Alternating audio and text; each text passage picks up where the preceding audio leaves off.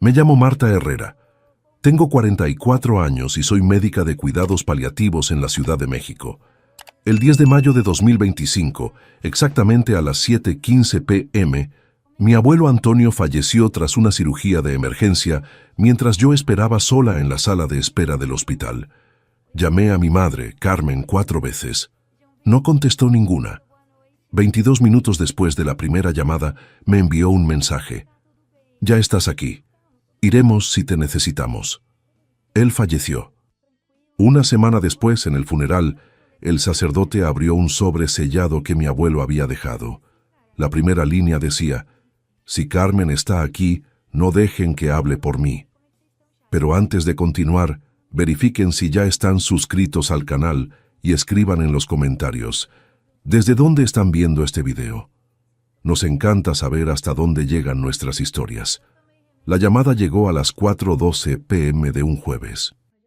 Estaba terminando mi turno en el Hospital Ángeles Lomas, sentada en la sala de descanso con una taza de café sin tocar.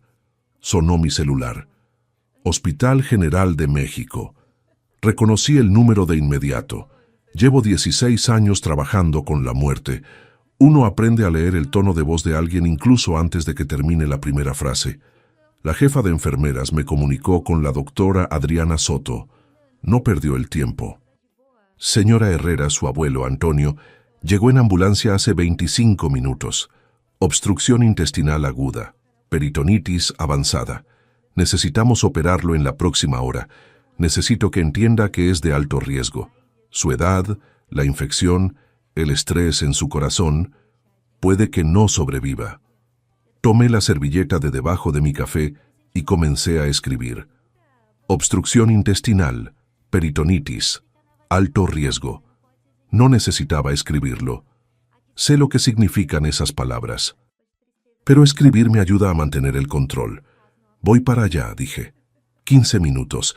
¿Hay otros familiares a quienes debamos contactar? Los llamaré. Colgué y llamé inmediatamente a mi madre. 4 timbres. Buzón de voz.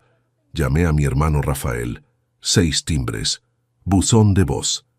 Me quedé mirando el teléfono, tratando de asimilar que ninguno de los dos hubiera contestado durante una emergencia familiar. Entonces abrí nuestro grupo de WhatsApp, el que mi madre creó el año pasado porque las familias necesitan estar conectadas, y escribí: abuelo en cirugía de emergencia, Hospital General, crítico, los necesito, aquí, ahora. Enviado a las 4:31 p.m. El mensaje apareció como entregado inmediatamente. Segundos después, leído por Carmen y leído por Rafael. Esperé. Tomé mi abrigo, mi bolso, dejé el café sin tocar y esperé. Nada. Me subí al auto y conduje. El Hospital General está a 19 minutos del Hospital Ángeles Lomas. Conduje con mi celular en el asiento del copiloto, con la pantalla hacia arriba, esperando que se encendiera. Cualquier cosa. A las 4:42 p.m., mi teléfono finalmente vibró. Pero no era una llamada, era un mensaje de mi madre. Ya estás aquí, iremos si es necesario. Lo leí 2 veces, luego lo volví a leer. Un coche tocó la bocina detrás de mí. El semáforo se había puesto en verde. Conduje, aparqué en el garaje. Segundo piso, Plaza B17. Le saqué una foto al letrero del estacionamiento para no olvidar dónde había aparcado. Luego entré al hospital. Tomé el ascensor hasta la UCI y me presenté. La enfermera, Lucía, me dio una credencial de visitante, número UISU 847. ¿Vendrán otros familiares? Dijeron que sí. Mentí. No sé por qué mentí. Quizás porque admitir la verdad, que mi madre me acababa de decir que solo vendría si mi abuelo moría, era demasiado humillante. Lucía me acompañó a la sala de espera de la UCI. Paredes verde claro, 10 sillas, una máquina expendedora, una ventana con vista al estacionamiento. 13 personas más ya estaban allí. Un anciano durmiendo, una mujer tejiendo, 3 niños susurrando. Me senté en la silla F4, frente al pasillo que conducía al quirófano. A las 6:03 p.m. llevaron a Antonio a cirugía. Una enfermera me dijo que podría durar de 2 a 4 horas. Asentí. Tomé mi teléfono y les envié otro mensaje a mi madre y a mi hermano. Está en cirugía, leído a las 6 o 7 p.m., sin respuesta. Durante las siguientes 4 horas, envié actualizaciones cada 30 minutos, como si estuviera presentando una denuncia policial. Sigo esperando. Aún no hay noticias. El cirujano no se ha ido. Cada mensaje fue leído en cuestión de minutos. Ninguno recibió respuesta. A las 7:23 p.m., otra enfermera preguntó si mi familia llegaría pronto. Dije, ya vienen. Otra mentira. A las 7:56 p.m., compré un café en la máquina expendedora. 35 pesos, muy caliente. Me quemé la lengua, pero seguí sujetando la taza porque necesitaba tener algo en las manos. Una señora mayor que estaba a mi lado me preguntó, ¿cuánto tiempo lleva esperando? Casi 2 horas. ¿Está su familia con usted? La miré. Quería decirle la verdad. En cambio dije, ya vienen. Ella sonrió. Qué bien. Nadie debería tener que esperar solo. Volví a mi silla. Comencé a llorar. A las 8:30 p.m. hubo cambio de turno. Un enfermero llamado Eduardo revisó el registro de visitas y luego me miró. ¿Sigues sola? Asentí. ¿Necesitas que llamemos a alguien? No, dije. Ya lo saben. A las 7:12 p.m. se abrieron las puertas del quirófano. La doctora Soto salió, todavía con su gorro quirúrgico y la mascarilla bajada. Me puse de pie. He visto esa cara cientos de veces en mi trabajo. Sé lo que se ve cuando alguien está a punto de decirte que la persona que amas ha fallecido. Se acercó. Señora Herrera, lo siento mucho. Hicimos todo lo posible, pero su corazón no pudo soportar la intervención. Sufrió un paro cardíaco a las 7:15 p.m. No pudimos reanimarlo. Me oí preguntar, ¿sintió dolor? Estuvo bajo anestesia todo el tiempo. No sufrió. Asentí. Le di las gracias. No sé por qué. Me dejaron ver a Antonio en una pequeña habitación junto a la UCI. Parecía más pequeño de lo que recordaba. Sus manos aún estaban calientes. Me quedé 10 minutos. Me senté a su lado y susurré, te protegeré. Digan lo que digan. Me aseguraré de que la gente sepa quién eras en realidad. Luego me fui. Me senté en un banco cerca de los ascensores y llamé a mi madre. Contestó al tercer timbrazo. ¿Sí? Mamá, el abuelo no sobrevivió. Murió en la cirugía. Pausa. 3 segundos. Luego, bueno, lo arreglaremos todo mañana. Esperé algo más. Cualquier cosa, pero no dijo nada. ¿Eso es todo? Dije. Mi voz tembló. ¿Eso es todo lo que vas a decidir? ¿Qué quieres decir, Marta? Ya vete. Quiero que digas que sientes que no has venido. Quiero que me hagas preguntas si estoy bien. Estás bien, dijo ella. Trabajas con gente que muere. Eso es lo que hacemos. Luego colgó. Duración de la llamada, 51 segundos. Tomé una captura de pantalla. Llamé a Rafael después. Contestó al segundo timbrazo. Podía oír la televisión de fondo. Rafa, el abuelo murió. Pausa. Después, bueno, supongo que es lo mejor. Ya estaba sufriendo. No tenía dolor. Tenía una obstrucción intestinal. Fue repentino. Bueno, a tu edad, ¿vas a venir al hospital? ¿Por qué? Ya está muerto, ¿no? No respondí. Mamá se encargará de los detalles, dijo, y colgó. Me senté en ese banco durante 20 minutos. Luego conduje a casa. No lloré, no grité. Me senté a la mesa de la cocina y empecé a hacer una lista. A la mañana siguiente, mi madre llamó a las 9:00.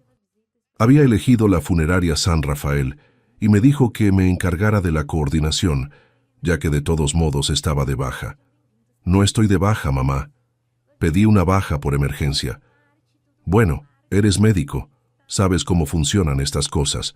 Soy médico de cuidados paliativos, no director de funeraria. Suspiró como si estuviera siendo difícil. Marta, hazlo. Confiamos en ti. Me reuní con el señor Ernesto Cárdenas esa tarde. Era amable, de unos 60 y pocos años, con el pelo canoso y una voz suave.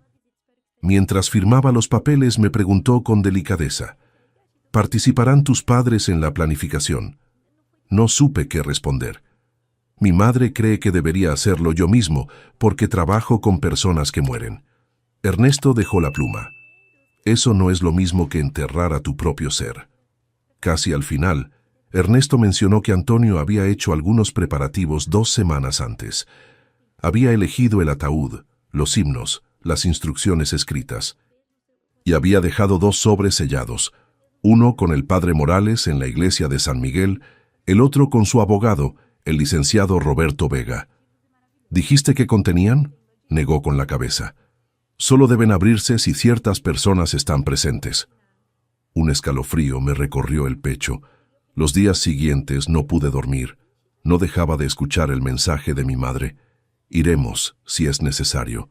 No dejaba de pensar en cómo nunca llamaron al hospital, ni una sola vez. El 12 de mayo a las 2 de la madrugada abrí mi teléfono y empecé a contar. 12 llamadas perdidas, 9 mensajes de texto durante la cirugía, una sola respuesta. Tomé capturas de pantalla de todo. No sabía por qué. Simplemente no podía parar. El 13 de mayo solicité el registro oficial de visitas del Hospital General. Lo imprimieron esa misma tarde, 10 de mayo de 2025. Paciente, Antonio Herrera Mendoza. Visitante, Marta Herrera.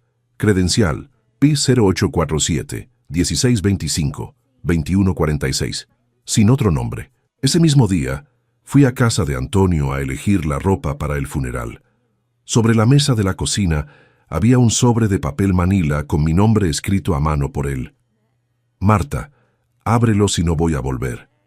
Fechado el 4 de mayo de 2025, 6 días antes de la cirugía. Me senté en la vieja mesa amarilla de formica y lo abrí. Dentro había una carta manuscrita, fotocopias de documentos del hospital de 2019 y una memoria USB etiquetada como mensajes de voz. La carta comenzaba así: Marta, si estás leyendo esto me voy. Necesito que sepas algunas cosas mientras la verdad aún importa. Me dijo que no esperaba que yo... Mi madre vino, que él lo había aceptado, que yo le había dicho al doctor Soto que solo me llamara si la situación se ponía crítica. Había firmado la documentación que lo hacía legal. Él escribió: siempre has estado ahí donde te quedaste. Cuando estabas sola, venías. Cuando tenías miedo después del ictus, te sentabas conmigo. No mirabas el reloj, simplemente te quedabas. Entonces soltó la bomba. Tu madre me visitó una vez durante mi recuperación del ictus en 2019, una vez cada 7 semanas. Estuve con ella unos minutos y los guardé juntos, Marta, porque sabía que llegaría el día en que tendría que trabajar. Revisé las fotocopias. Hospital Español, marzo a abril de 2019. Antonio ingresó el 15 de marzo tras un ictus. 5 días de cuidados intensivos, 7 semanas de rehabilitación. Registro de visitas. Marta Herrera, 12 visitas. Carmen Herrera, 1 visita. 18 de marzo, 10:37, 10:55. Rafael Herrera, 0 visitas. 18 minutos. Mi madre visitó a su padre durante 18 minutos en el transcurso de 7 semanas de recuperación tras un derrame cerebral. Y no entendí por qué me dijo que estaba bien, que lo estaban cuidando, que no me preocupara. Sentí náuseas. Conecté la memoria USB. 8 archivos de audio, todos con fecha. 20 de marzo de 2019, 15:14. La voz de mi madre, casual. Hola papá, soy yo. Seguro que estás en rehabilitación, pero he estado pensando, ¿has considerado vender la casa? Es muy cara de mantener, sobre todo ahora. Piénsalo. 43 segundos. Ni un ¿cómo estás? Solo una pregunta sobre su casa. 4 días después del derrame cerebral. 5 de abril de 2019, 18:32. Papá, habla con un agente inmobiliario. Dice que la casa podría venderse por 4 millones o incluso más. La tengo en mente. Te quiero. Te quiero como puntuación. 12 de agosto de 2020, 11:05. Hola papá. Odio tener que pedirte esto, pero tenemos reparaciones inesperadas en casa. ¿Podrías prestarnos 45,000 pesos? Te los devolveré en un par de meses. Gracias, papá. Tomé los siguientes documentos. Extractos bancarios resaltados en amarillo. 12 de agosto de 2020. Retiro, 42,000 pesos. Letra de Antonio en el margen. Lo pidió el 8 de agosto. Prometió devolverlo pronto. Nunca lo hizo. Seguí escuchando. 5 mensajes de voz más. Todos iguales. Pidiendo dinero, consejos sobre la venta, facturas que no podía pagar. En 2022, ella pidió 23,000 pesos para reparaciones del auto. El extracto bancario mostraba que él se los había entregado. Otra nota. Segunda vez. Aún no me han devuelto los pagos de 2020. 65,000 pesos en total. Nunca los devolvió. Me quedé sentada mirando mi computadora portátil. Entonces, hice algo que nunca había hecho antes. Grité. Golpeé la mesa con el puño, me levanté y grité en la habitación vacía. Solo la llamaste para pedirle dinero, mientras estaba en rehabilitación, mientras aprendía a caminar de nuevo. Luego me senté de nuevo, abrí una hoja de cálculo y comencé a armar el caso. Registro de evidencias. Carmen Herrera. 8 mensajes de voz solicitando dinero, venta de la casa, 2019-2024. Visita al hospital de 18 minutos durante la recuperación de un derrame cerebral en 2019, que duró 7 semanas. 65,000 pesos prestados, nunca devueltos, 2020-2022. 12 llamadas perdidas durante la emergencia de mi abuelo, 10 de mayo de 2025. 9 mensajes de texto ignorados durante la cirugía. Una respuesta, iremos si es necesario. 0 visitas al hospital. 10 de mayo de 2025. Guardé el expediente. Luego tomé una decisión. No iba a permitir que la muerte de mi abuelo fuera en vano.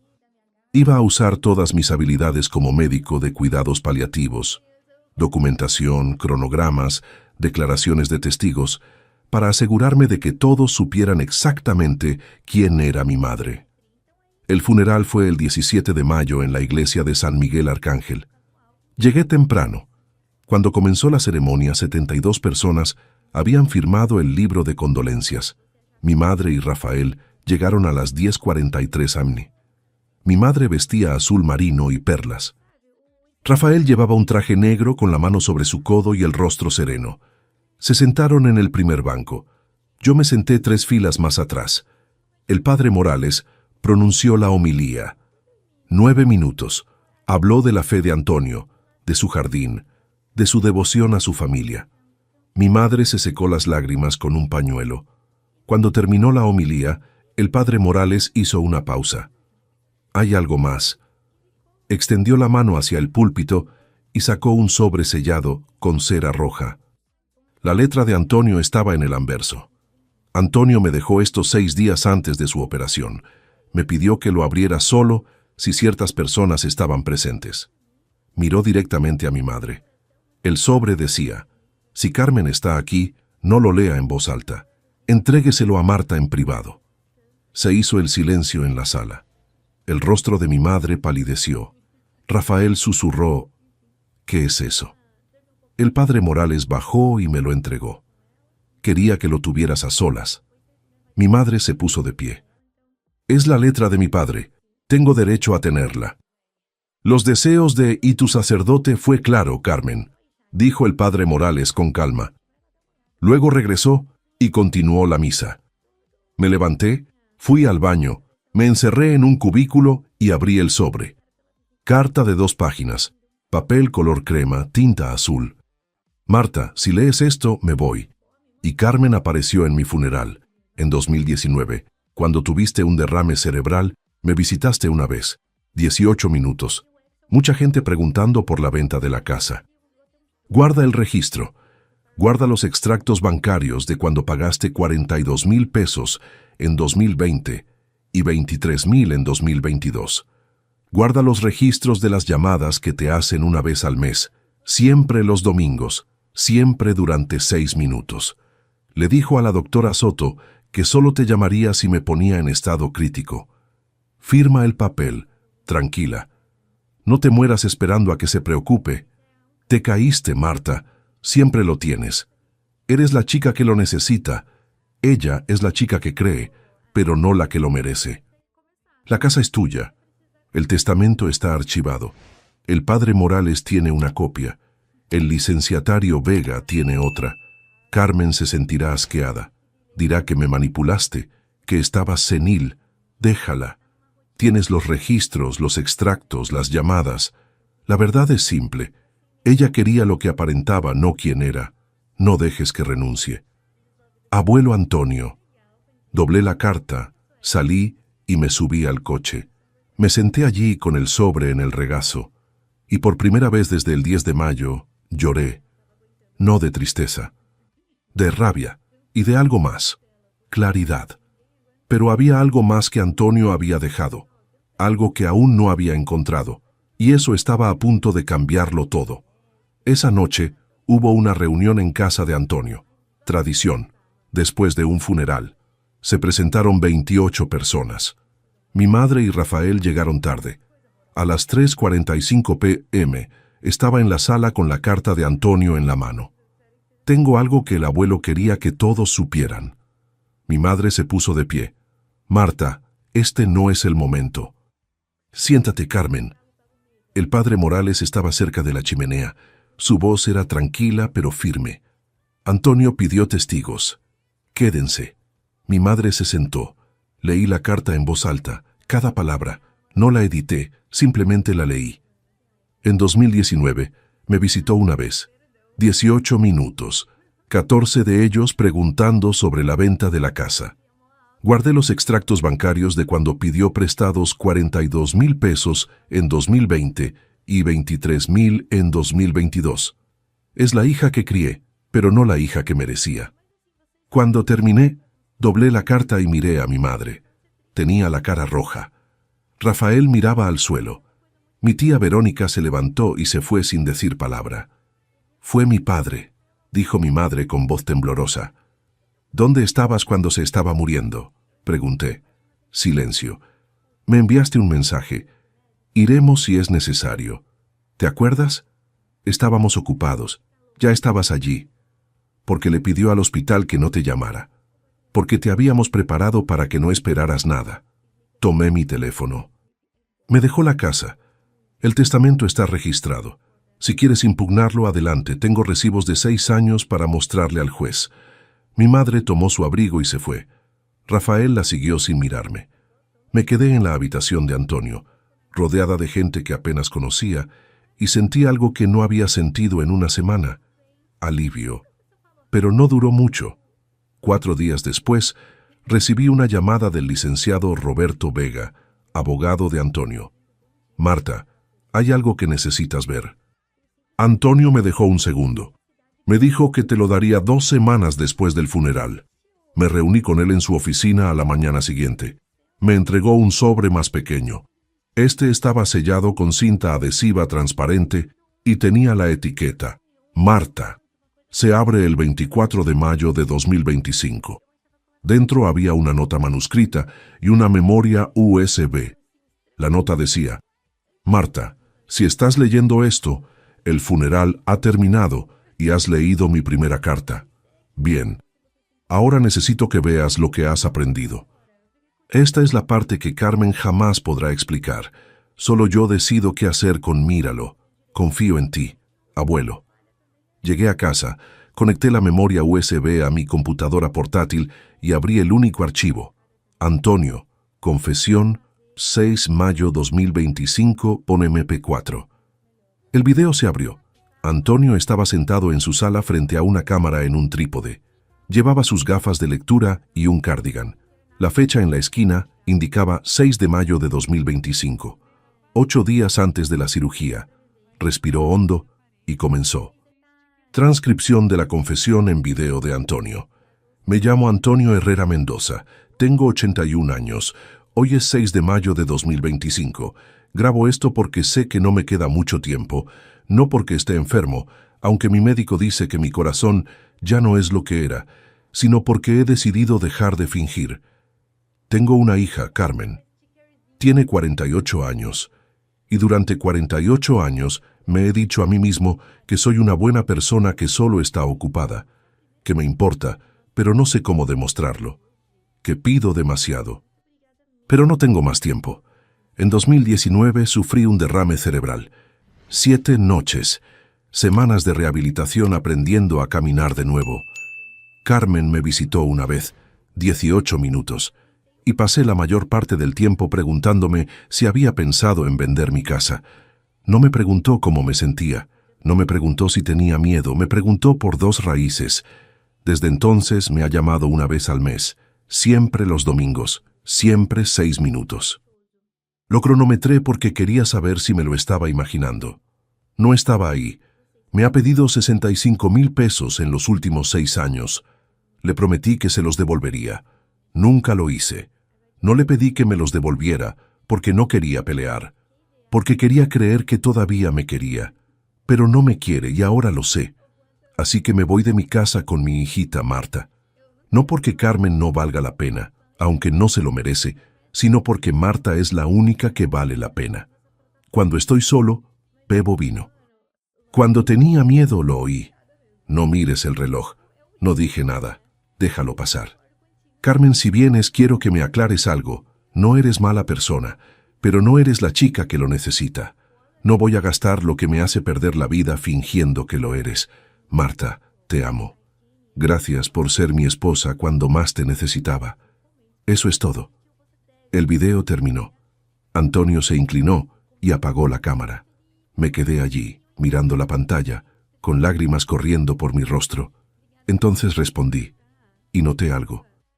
Al fondo, en el estante detrás de Antonio, había un pequeño dispositivo negro, una cámara apuntando al sofá.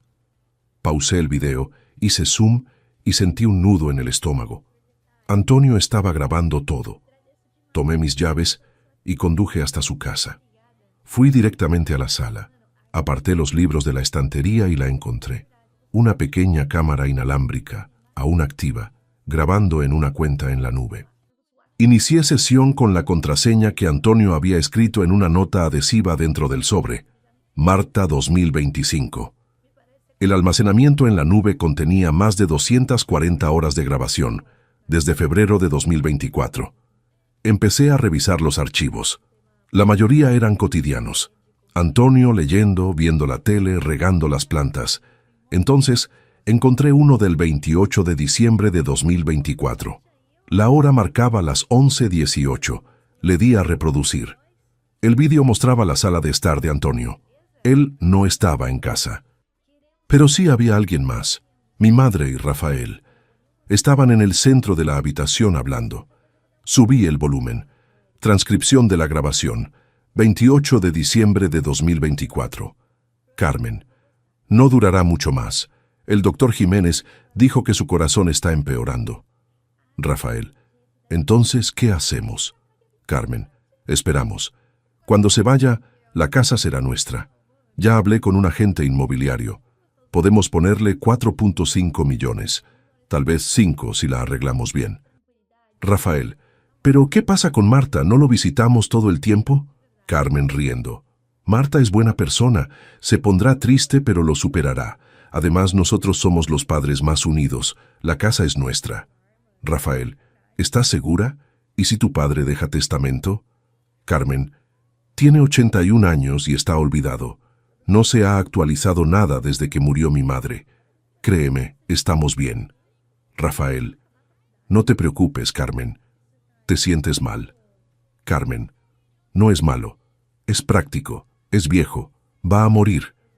Cuando eso pase, venderemos esta casa y por fin haremos un viaje a Europa donde hemos estado hablando. Rafael.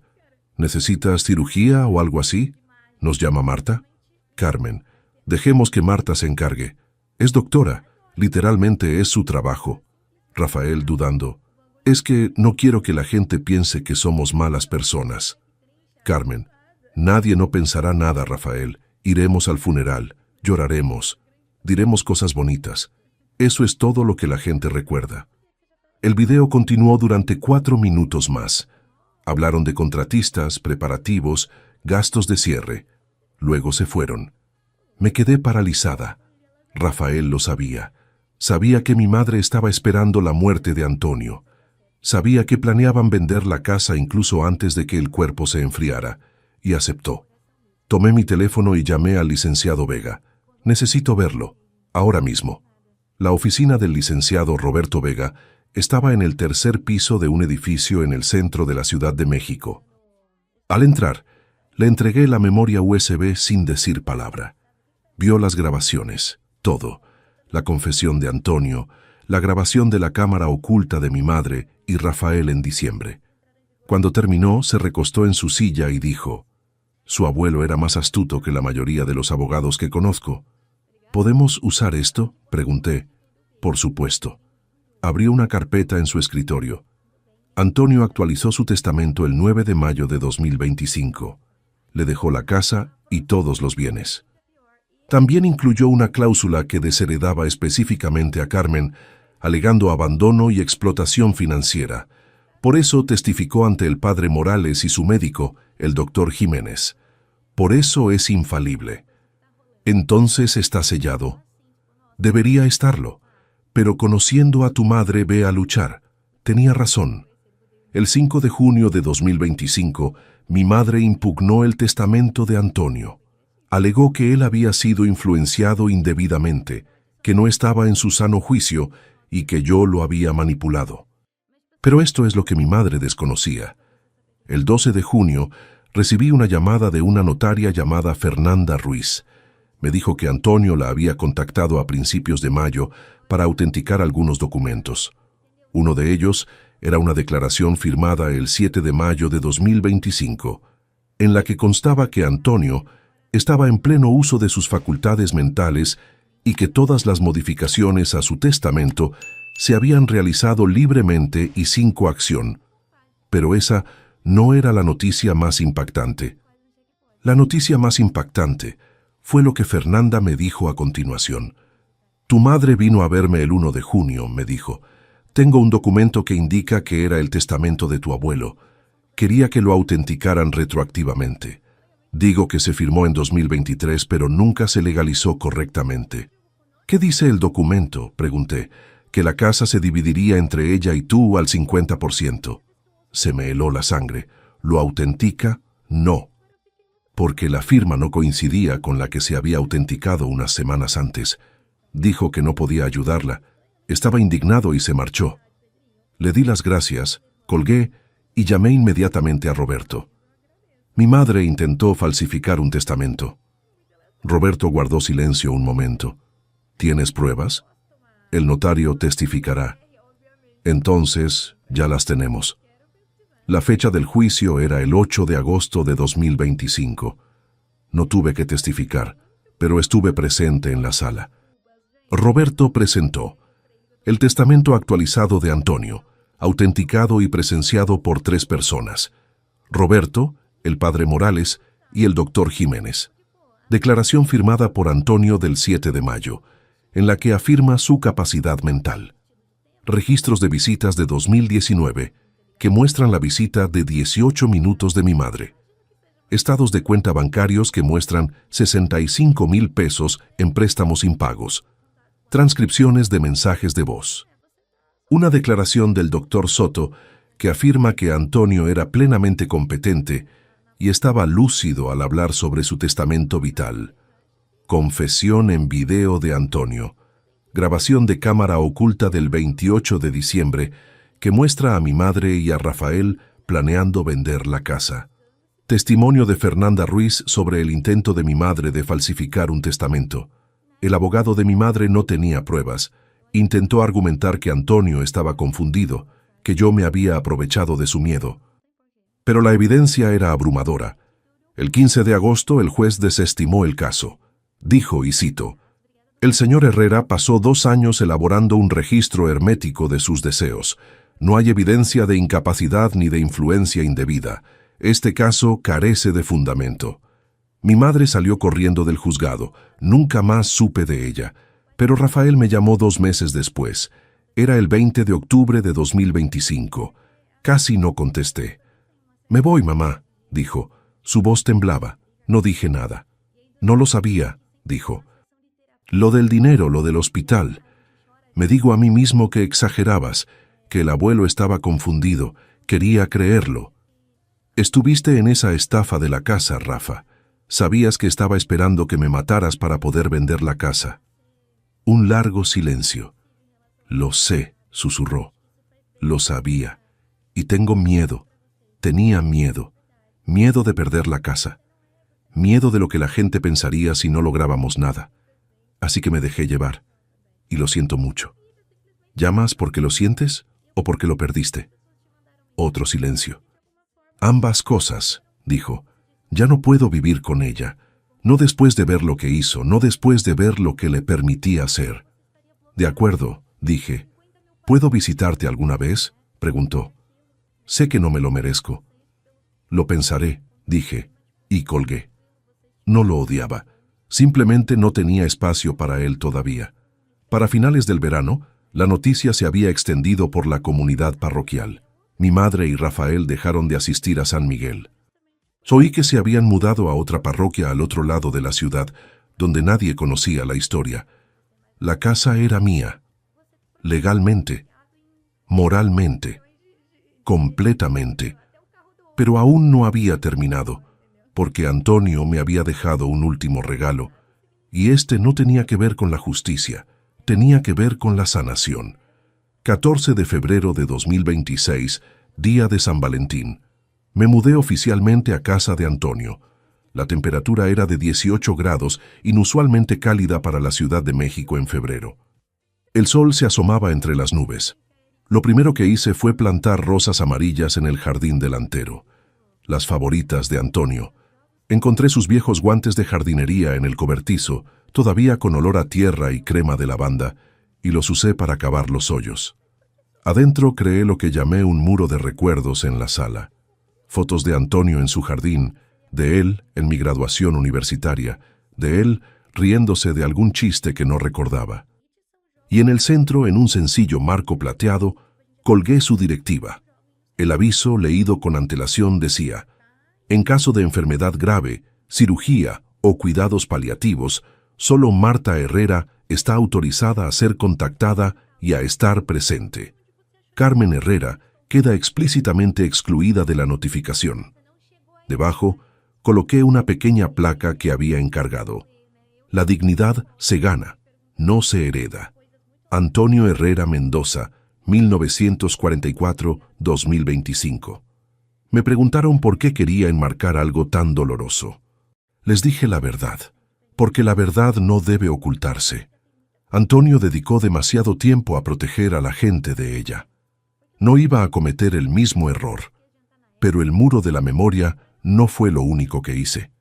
En julio de 2025, utilicé el dinero de la herencia de Antonio para crear el Fondo de la Dignidad Antonio Herrera, una organización sin fines de lucro dedicada a ayudar a las personas mayores abandonadas por sus familias. El fondo ofrece 3 cosas. Primero, asistencia legal para personas mayores que actualizan testamentos, directivas anticipadas y poderes para la atención médica. 2. Servicios de documentación que ayudan a las personas mayores a crear testimonios en video, organizar sus registros financieros y reunir pruebas si sospechan de explotación. 3. Apoyo de emergencia. Financiamiento de cuidados paliativos, gastos funerarios o vivienda para personas mayores cuyas familias las han abandonado económicamente. En los primeros 6 meses, ayudamos a 51 personas. Una de ellas fue Dolores, una mujer de 79 años cuyo hijo había vaciado su cuenta de ahorros y luego dejó de visitarla. La ayudamos a conseguir un abogado, recuperar el dinero y actualizar su testamento. Ella grabó un testimonio en video, al igual que Antonio. Dijo: no voy a dejar que me arruine la vida. Otro fue Héctor, un hombre de 74 años cuya hija solo lo llamaba cuando necesitaba dinero. Lo ayudamos a establecer un testamento vital que la excluía explícitamente de las decisiones médicas. Cuando falleció 8 meses después, se respetaron sus deseos. Su nieto, quien lo visitaba semanalmente, heredó todo. Cada vez que ayudaba a alguien, pensaba en Antonio sentado en su habitación, grabando ese video.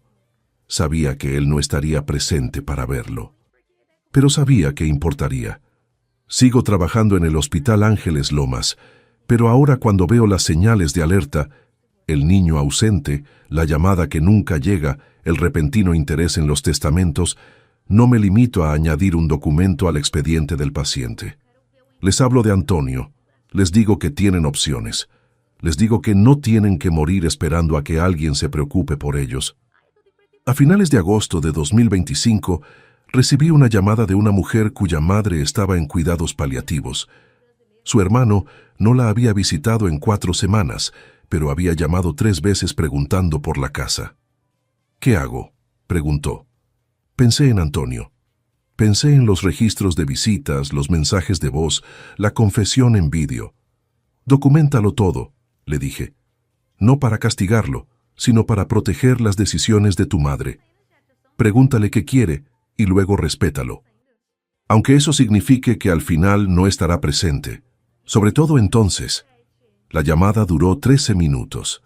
Al terminar, miré el registro de visitas enmarcado que tengo en mi escritorio, el del 10 de mayo de 2025, donde solo aparece mi nombre. Lo guardo ahí. No como una herida, como una brújula.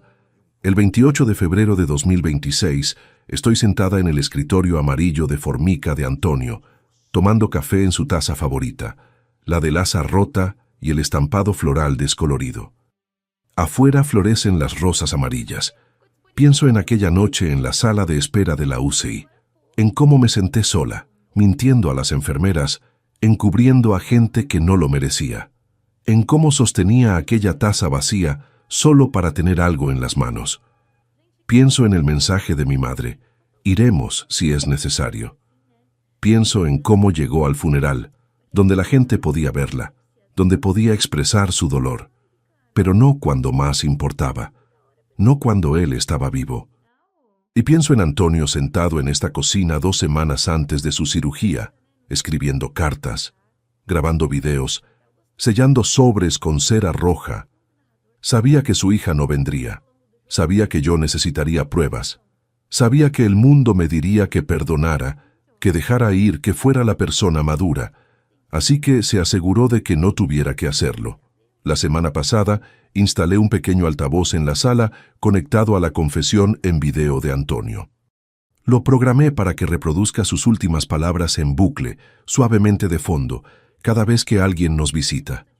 Marta, te amo. Gracias por ser mi hija cuando más te necesitaba. No es morboso, es un recordatorio de que estar presente no es un favor, es lo esencial. Un recordatorio de que la dignidad, al final, no se hereda, se gana. Y un recordatorio, si alguien espera a que mueras para quitarte lo que tienes, tienes derecho a defenderte. Antonio luchó y ganó. El registro de visitas sigue en mi escritorio del trabajo. Lo miro todos los días. 10 de mayo de 2025. Bis enfermera, Marta Herrera. Credencial PI 0847. 1625-2146. Solo un nombre, pero era el nombre correcto, porque al final de una vida, lo único que importa es quién queda atrás. Y yo quedé atrás. En los meses posteriores a la mudanza, comencé a recibir llamadas, no solo de pacientes o familiares, sino también de profesionales de la salud, trabajadores sociales e incluso otros abogados. La historia de Antonio se había difundido más allá de San Miguel, más allá de la comunidad mexicana local. En marzo de 2026, una periodista de El Universal se puso en contacto conmigo. Quería hacer un reportaje sobre el abuso de ancianos y la explotación financiera. Me preguntó si estaría dispuesta a compartir la historia de Antonio. Lo pensé durante 3 días. Luego dije que sí. El reportaje se publicó el 15 de abril de 2026. No usaron nuestros nombres completos, pero quienes conocían la historia nos reconocieron de inmediato. La respuesta fue abrumadora. En una semana, el Fondo Antonio Herrera a la Dignidad recibió más de 200 mensajes. Personas que compartían sus propias historias de abandono. Niños desaparecidos, nietos que solo aparecían cuando necesitaban dinero. Familias que esperaban los testamentos como buitres acechando a su presa moribunda. Una mujer escribió: mi madre tiene 86 años. Mi hermano no la ha visitado en 2 años. pero llama todos los meses preguntando cuándo vas a actualizar su testamento. Gracias por darme el valor para hablar. Otro hombre escribió: pasé 3 días solo en el hospital mientras mi padre agonizaba. Mi hermana apareció en el funeral con un vestido negro nuevo. Tu historia me hizo sentir menos loco. Leí todos los mensajes. Lloré con algunos, me indigné con otros, pero el que más me impactó fue el de una enfermera de Guadalajara. Trabajo en cuidados paliativos. Veo esto constantemente. Las familias desaparecen hasta que hay dinero o propiedades en juego. Nadie habla de ello porque es vergonzoso. Gracias por romper el silencio. Yo también voy a empezar a documentarlo. Fue entonces cuando me di cuenta. Esta no era solo la historia de Antonio. Era la historia de miles de personas. Y guardaron silencio durante demasiado tiempo. En mayo de 2026, ampliamos el Fondo para la Dignidad. Contratamos a 2 abogados a tiempo completo, una trabajadora social y un documentalista. Empezamos a ofrecer talleres gratuitos, cómo proteger sus decisiones al final de la vida, entendiendo las directivas anticipadas y documentando el abuso financiero a las personas mayores. 83 personas asistieron al primer taller. Al final, una mujer de 72 años llamada Irene levantó la mano. Tengo una pregunta, dijo. Si mi hijo solo me llama cuando necesita dinero, ¿puedo excluirlo de mi testamento? Sí, dije. Puedes dejar por escrito el motivo exacto. Empezó a llorar. No de tristeza, sino de alivio. Pensaba que era mala persona porque no pensaba así. No lo eres, dije. Eres una persona que merece dignidad. Después del taller, Irene se quedó. Me contó que su hijo le había pedido prestados 80,000 pesos durante 5 años. Nunca se los devolvió.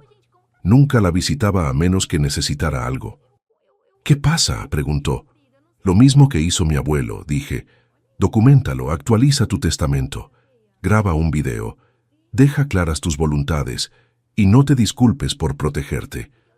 Irene actualizó su testamento en junio. Le dejó todo a su nieta, quien la visitaba todas las semanas. Grabó un testimonio en video. Incluso instaló una cámara en su sala, igual que Antonio. Cuando me mostró el video, dijo lo mismo que Antonio. No voy a morir esperando a que se preocupe. 3 meses después, Irene falleció, de un ataque al corazón, súbito e indoloro. Su hijo intentó impugnar el testamento. Alegó que estaba senil, que su nieta la había manipulado, pero Irene había hecho su tarea. Tenía el video, los extractos bancarios, los registros de visitas de sus estancias en el hospital a lo largo de los años. El caso fue desestimado en 2 semanas. En el funeral de Irene, su nieta se me acercó. Gracias, dijo, por enseñarle que tenía derecho a luchar. Fue entonces cuando comprendí. Antonio no solo me había dejado una casa, me había dejado un modelo, un plan, una manera de proteger a personas como él. Hoy es 14 de marzo de 2026, casi un año después de la muerte de Antonio. Estoy en el jardín de su casa, ahora mi casa, contemplando las rosas amarillas. Este año están más altas, más brillantes.